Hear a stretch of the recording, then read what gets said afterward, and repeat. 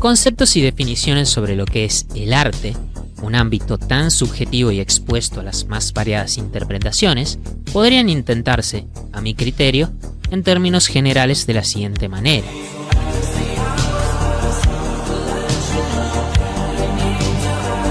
Una manifestación de nuestra creatividad dirigida a expresarle al mundo nuestra particular forma de transitarlo. De esta manera, los autores que deciden abrirse paso entre tintas, melodías, representaciones y danzas se enfrentan a batallas personales de distintos tipos y clases, valiéndose de su ingenio como la más importante herramienta que tienen en su poder para, a través de sus creaciones, entregar valiosos mensajes a la sociedad.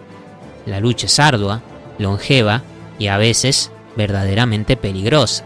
Sin embargo, quienes decidieron tomar la valiente iniciativa de arriesgarse a destacar con su labor en los momentos más adversos de la historia, han demostrado ser capaces de lograr cambios no solo en el ámbito individual de sus vidas, sino también, y de manera mucho más significativa, han conseguido modificar la compleja realidad que los rodea, trascendiendo la reduccionista concepción del éxito monetario. ¡No me digas en qué gastar mi dinero! Ha habido numerosos autores que, a lo largo de distintas épocas, han conseguido transformar el estado real de las cosas, alcanzando el fin último del arte. Y, aunque los tiempos antiguos difieran de los modernos, es innegable el impacto que los acontecimientos del ayer tienen sobre el estilo de vida del ahora. Teniendo en cuenta esta premisa, en las curiosidades literarias del día de hoy, les contaré sobre algunos de los casos más famosos y notorios de obras literarias que transformaron al mundo y su realidad. Sin embargo, antes de comenzar, me gustaría hacer una pequeña aclaración. Como ya he dejado entrever en mi breve video de presentación, este canal está dedicado tanto al entretenimiento como a la educación de todos aquellos que comparten la misma pasión por la literatura. Con aciertos y seguramente errores, he tratado de cumplir con esa misión de la manera más imparcial posible. Mi objetivo no es polarizar, ni mucho menos generar divisiones en los ámbitos políticos que rigen nuestro día a día. Y, aunque puedan estar de acuerdo o no con ciertas posiciones o temas que trato en este espacio, me es imposible obviar los hechos, datos o efectos concretos que muchos de ellos han tenido en nuestra realidad. Querer tapar el sol con las manos para ignorar lo que se ha vivido es un despropósito y es una postura que he decidido no negociar. Si te he aburrido con tanta palabrería, sí, de corazón soy un yapper, te hago un breve resumen con esta simple frase: no mates al mensajero y... ¡Cállate, cállate! Disfruta del espectáculo y cállate. Por supuesto, si quieren debatir sobre los temas que he tratado en este y en cualquier otro video, son libres de hacerlo con respeto en lo posible. Voy a estar leyéndolos atentamente en los comentarios. Ahora sí, asegúrate de estar cómoda o relajado donde sea que estés descansando. Ten listo la comida o lo que sea que hayas preparado para disfrutar este momento y demos comienzo finalmente con este nuevo capítulo de...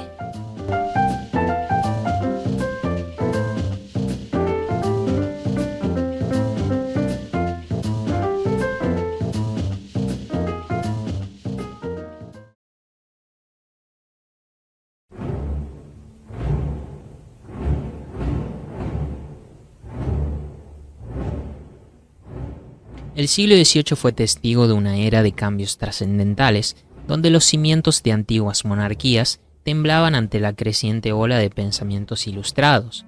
Europa y sus colonias americanas experimentaban un despertar ideológico que ponía en jaque las estructuras del poder absolutista. En medio de este torbellino intelectual y político, 13 colonias británicas en América del Norte se encontraban en una encrucijada: seguir bajo la autoridad de la corona británica o aventurarse en el incierto camino de la independencia. La relación entre Gran Bretaña y sus colonias se había tornado tensa a lo largo de los años, marcada por impuestos abusivos y decisiones impuestas desde Londres sin la menor consideración hacia los intereses de los colonos. La ley del timbre de 1765 y las leyes de Townshend de 1767 fueron solo algunos de los agravios que inflamaron el descontento. No obstante, fue la ley del té de 1773 lo que encendió la chispa de la rebelión, culminando en el famoso motín del té en Boston. Sí, tal como escuchaste, el motín del té. Era importante el té en aquel entonces. Cosa seria. En represalia, el Parlamento británico impuso las Coercive Acts, conocidas en América como las leyes intolerables, restringiendo aún más las libertades de las colonias y precipitando la crisis social e institucional que comenzaba a gestarse en los territorios de estados determinados a unirse. En este clima de tensión, donde el deseo de emancipación aún se debatía con la lealtad a la metrópoli, apareció una figura clave, Thomas Paine. De origen inglés y con un espíritu profundamente rebelde, Paine había emigrado a América en 1774, alentado por Benjamin Franklin, quien reconoció en él un talento inusual para la escritura y el pensamiento político. Con una pluma afilada y una convicción inquebrantable, Paine publicó en enero de 1776 un panfleto que cambiaría el curso de la historia, Sentido Común. En un lenguaje accesible y directo, el sentido común planteó una idea que, hasta ese momento, solo había sido discutida en círculos reducidos: la independencia absoluta de las colonias americanas. Con una retórica apasionada y una lógica irrefutable, Paine argumentó que la monarquía británica no tenía derecho alguno sobre los colonos, que la opresión de la corona solo traía desventajas y que el destino de América no debía estar atado a las órdenes de una nación insular que se encontraba a miles de kilómetros de distancia. Con un éxito que no encontraba precedentes, el panfleto logró, en pocos meses, llegar a un número de 100.000 copias en circulación a lo largo de las 13 colonias, dando como resultado la difusión masiva de su mensaje con una velocidad y alcance inusuales para la época. Su impacto fue inmediato, redefiniendo la opinión pública y convenciendo a miles de personas que la independencia no solo era deseable, sino inevitable. Su influencia fue tal que llegó a los oídos del Segundo Congreso Continental, donde figuras como Thomas Jefferson y John Adams encontraron en sus palabras el respaldo filosófico y político necesario para dar el siguiente paso que no solo marcaría un cambio definitivo para Estados Unidos, sino también para el resto del continente americano: la firma de la Declaración de Independencia, que tuvo lugar el 4 de julio del año 1776. Este hecho trascendental, que tendría lugar 6 meses después de la publicación del panfleto Sentido Común, marcaría un legado que se extendería a través del tiempo, siendo citada como el mejor ejemplo para graficar el poder de la palabra escrita como medio catalizador del cambio social y político.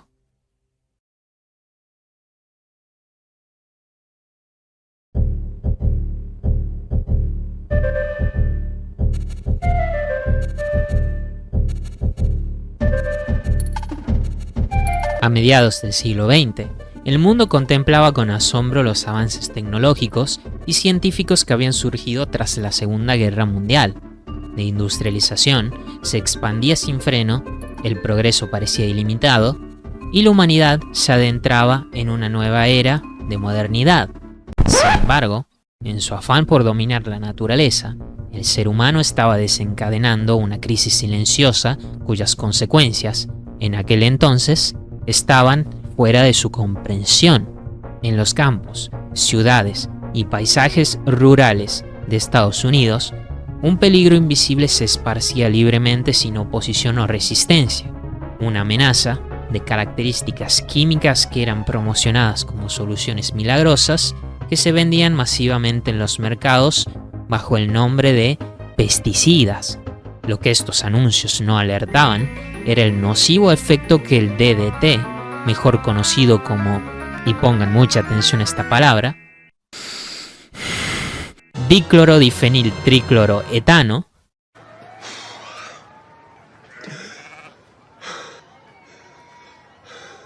producía en los ecosistemas vegetales y el cuerpo humano. En este contexto, emergió la voz de Rachel Carson, una bióloga marina y escritora que había trabajado para el Servicio de Pesca y Vida Silvestre de los Estados Unidos y era ya una autora respetada por su habilidad para traducir la ciencia en relatos accesibles y cautivadores, pero fue su última obra, Silent Spring, o, traducido al español, Primavera Silenciosa, publicada en el año 1962, la que cambiaría para siempre la manera en que el mundo percibía la relación entre el ser humano y el medio ambiente. El título de la obra evocaba una imagen inquietante, una primavera sin el canto de los pájaros o un paisaje desprovisto de vida debido a los efectos devastadores de los pesticidas. Con una rigurosa base científica y un estilo narrativo envolvente, Carson detalló cómo sustancias como el DDT se acumulaban en los organismos vivos, alterando cadenas alimenticias y generando daños irreversibles en la fauna, los suelos y los cuerpos de agua. A pesar de que los sectores industriales intentaron desacreditar a la autora con feroces ataques a su credibilidad, el libro generó un impacto inmediato en el público, el cual tomó conciencia de la magnitud del problema. De esta manera, la obra despertó un sinfín de debates que trascendieron las páginas del libro, convirtiendo su premisa en una verdadera cuestión de política pública.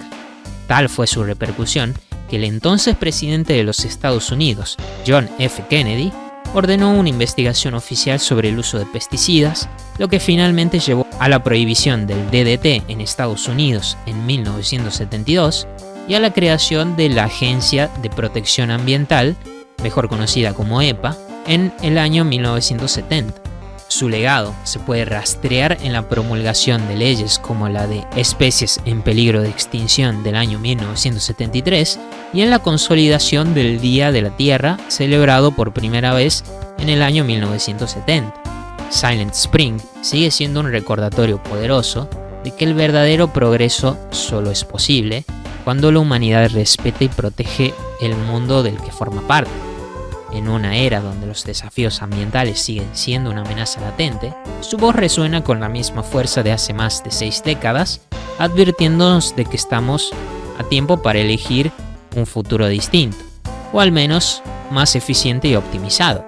Ese ha sido el mensaje de su autora, Rachel Carson, el cual interpreto de la siguiente manera: la naturaleza podrá mantenerse rica y potable en la medida que sus recursos sean manipulados a conciencia. Así que ya saben, aunque guste que se fabriquen esos libritos, cómics y mangas que tanto nos gusta leer, hay que acordarse de plantar muchos arbolitos.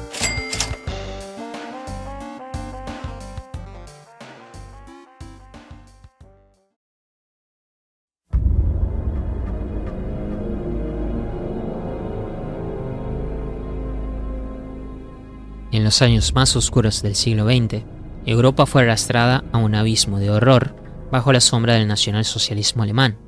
La Segunda Guerra Mundial no solo trajo consigo la devastación de naciones enteras, sino también uno de los episodios más atroces de la historia humana, el Holocausto.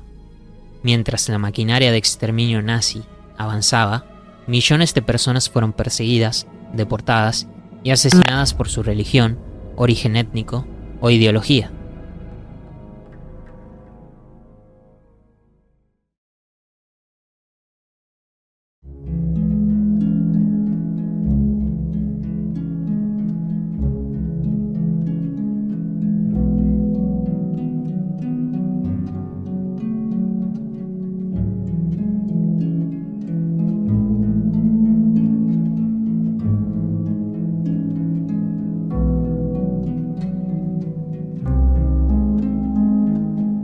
Entre ellas se encontraba una niña judía de 13 años cuya voz, contra todo pronóstico, sobreviviría al horror para convertirse en un símbolo de memoria y esperanza. Anna Frank, nacida en Frankfurt en el año 1929, se refugió junto a su familia en un escondite en Ámsterdam en el año 1942, huyendo de la persecución nazi. Durante más de 2 años permanecieron ocultos en un anexo secreto junto a otros perseguidos, viviendo en la incertidumbre, el miedo y la angustia de ser descubiertos. Pese a estar sumida en la sofocante atmósfera del encierro forzado, Ana encontró en la escritura un refugio. En las páginas de su diario, plasmó sus pensamientos, sueños y reflexiones con una madurez sorprendente, dejando testimonio de la lucha por la dignidad en tiempos de una guerra no deseada. En su relato, Ana no solo describe la claustrofobia de la vida en el escondite, sino también su evolución emocional y sus aspiraciones.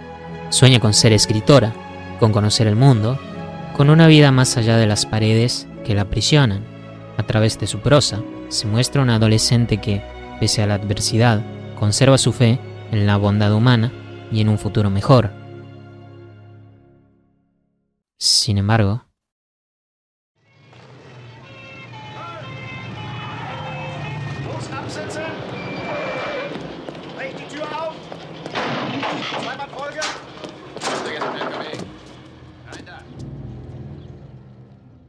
el 4 de agosto de 1944, el anexo secreto fue descubierto por la Gestapo.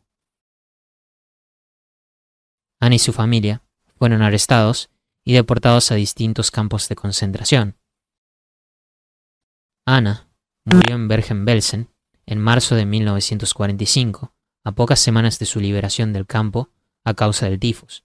Esto es, un grupo de enfermedades infecciosas causadas por bacterias del género Rickettsia, que se transmite, por lo general, a través de la picadura de parásitos como piojos, pulgas o ácaros. Su padre, Otto Frank, fue el único sobreviviente de la familia. Tras la guerra, al regresar a Ámsterdam, Países Bajos, encontró el diario de su hija, preservado por Miep Gies, una de las personas que había ayudado a esconderlos. En 1947, el diario de Ana Frank fue publicado por primera vez y de esta forma, lo que comenzó como el testimonio de una niña refugiada se convirtió en uno de los documentos más impactantes sobre el Holocausto. Traducido a más de 70 idiomas, el diario no solo es un relato de guerra, sino un reflejo de la resistencia del espíritu humano frente a la injusticia y la opresión.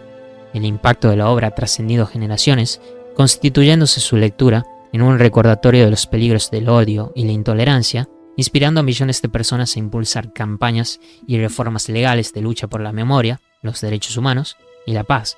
Su historia ha sido adaptada al teatro, al cine y a innumerables estudios académicos, consolidando su lugar como una de las voces más importantes del siglo XX.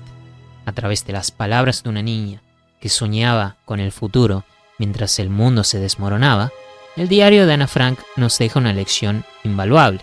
La memoria es el arma más poderosa contra la barbarie y la esperanza es un acto de resistencia en sí mismo que nos permite, aun en los momentos más oscuros, mantenernos de pie para seguir avanzando.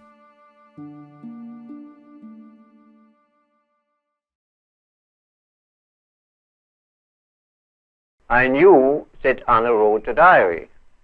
She spoke about her diary. She left her diary with me at night in a briefcase next to my bed. I had promised her never to look in. I never did.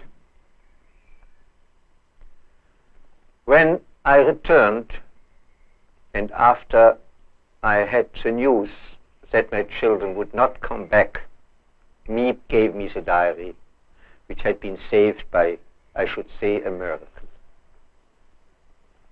It took me a very long time to read it.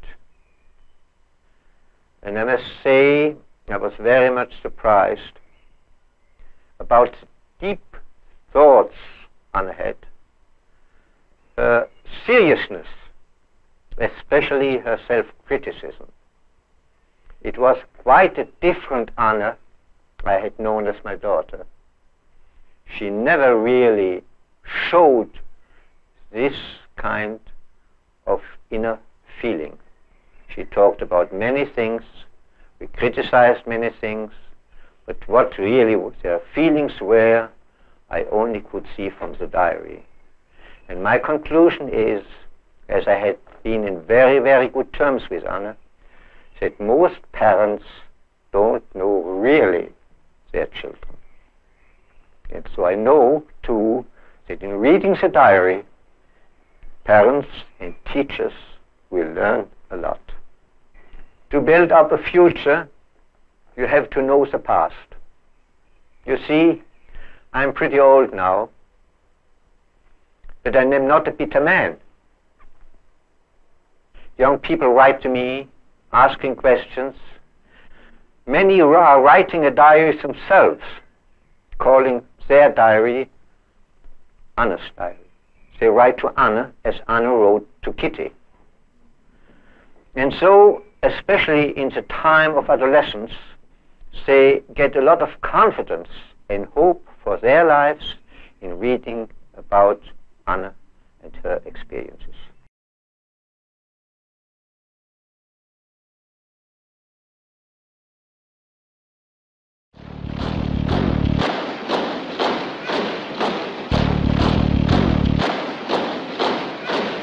A finales del siglo XX, el mundo se encontraba sumido en una época de tensiones políticas, miedo e incertidumbre. La Guerra Fría aún mantenía a las naciones en vilo con la amenaza constante del totalitarismo y la vigilancia extrema.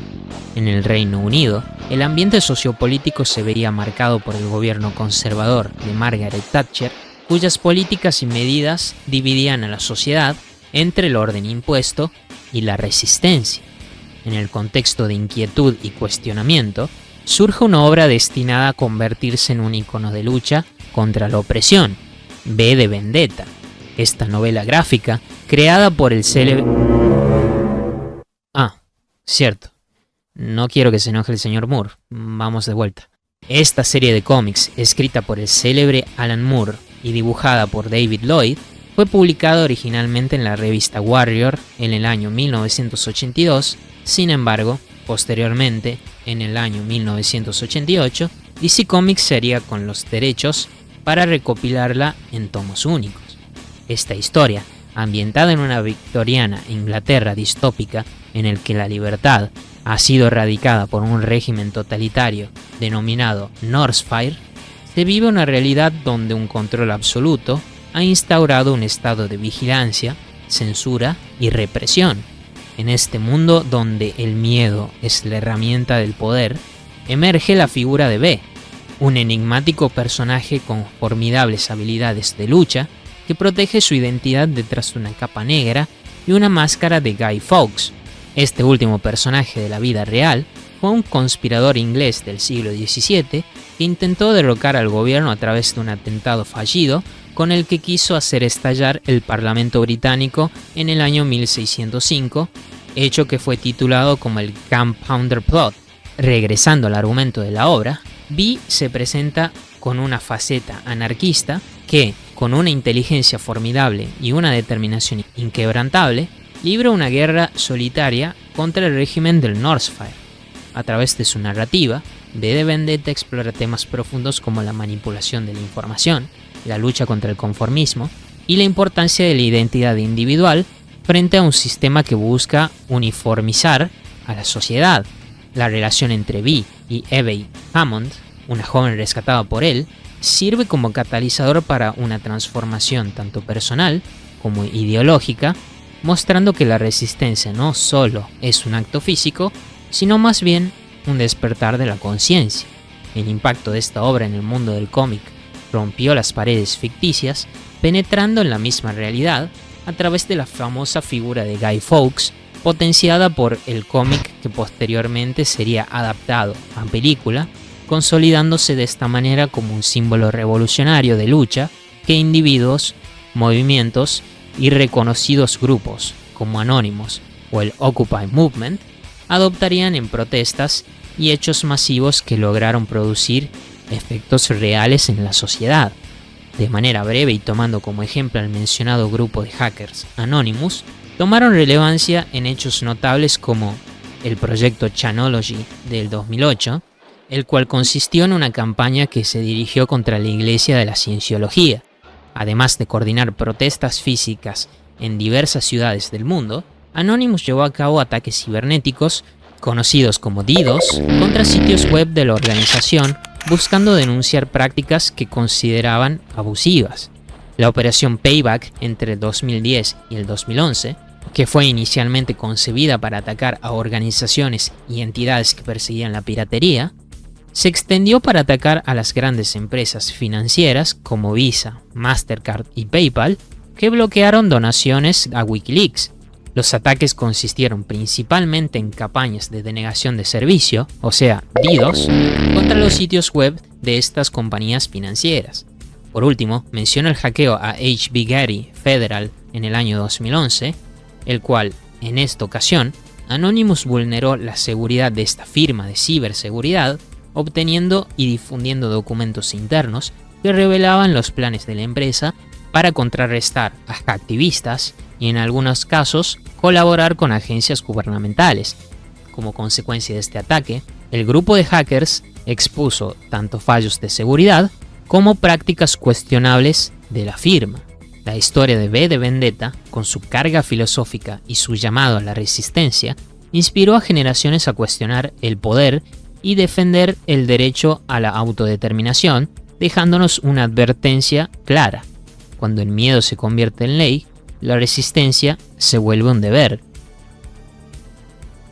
En un mundo donde la vigilancia masiva, la desinformación y los abusos del poder aún son una realidad, la figura de V sigue susurrando en la memoria colectiva una pregunta que nos resulta fundamental: ¿quién vigila a los vigilantes? Scientology is an interesting target because in some ways it's the perfect inversion of what geeks and hackers value. At so many different levels: science fiction, intellectual property, discourses of freedom, science and technology. It's very proprietary, it's closed. And so in some ways, if you had something like a cultural inversion machine and you stuck geeks and hackers in there, you'd get something that looks a lot like Scientology. So it's quite offensive, and there's a real pleasure in attacking your perfect nemesis. And people who knew what Anonymous was to begin with were like, oh my God, Anonymous is going to go to war with Scientology. This should be really interesting. Especially because it's two weird ass groups. I mean, I've been an Anon for a long fucking time. I know Anonymous is really strange. They're weird, and the stuff we like is weird, and it's really not mainstream at all. Now you have Scientology, also really weird. A lot of crazy shit goes down. Anybody on the outside who's seeing this is going, let's watch these two retards fight. Like, both their pants are gonna fall down, they're gonna triple, and it's gonna hurt everybody, and it's gonna be hysterical. And then that's when 4chan kind of reared into action, really reared into action. And they started to troll the Church of Scientology. And this took the form of pranking the Dianetics hotline, ordering pizzas. I go to call them on the phone, and it's busy. And that's their main fucking Dianetics hotline. Their Dianetics 800 number, you can't get through because Anons have completely fucking clogged it and just probably saying stupid shit. The whole idea was just you call them just to keep them on the phone. What's an Elron? How do I Dianetics my face? They were not expecting that, and they couldn't handle it. Otro domingo, otro capítulo de curiosidades literarias que llega a su fin. No sé ustedes, pero aprendí mucho en la construcción de este video. Si bien ya tenía en mente algunas obras que cumplían cabalmente con la premisa de esta entrega, no pensé toparme con casos que, de manera genuina, dieran lugar a la intervención de presidentes. Por supuesto, y tal como dejé entrever en el título del video, hay muchísimos casos más esperando por ser detallados, pero eso tendrá lugar en la segunda parte de lo que es esta serie. Por el momento, mis queridas y estimados escuchas, esto es todo lo que tengo para ofrecerles el día de hoy. Si disfrutaste este video más de lo que yo disfruté haciéndolo, te invito a que le des un buen like y te suscribas al canal si aún no lo has hecho. Si estás de buen humor, apreciaría que compartieras esto con tus conocidos y que me siguieras en mis demás redes sociales que podrás encontrar en la descripción de este video. Sin nada más que agregar, me despido de todos ustedes como siempre diciendo: yo soy Lolzar y más que un buen día, te deseo prósperas horas de lectura. Hasta la próxima.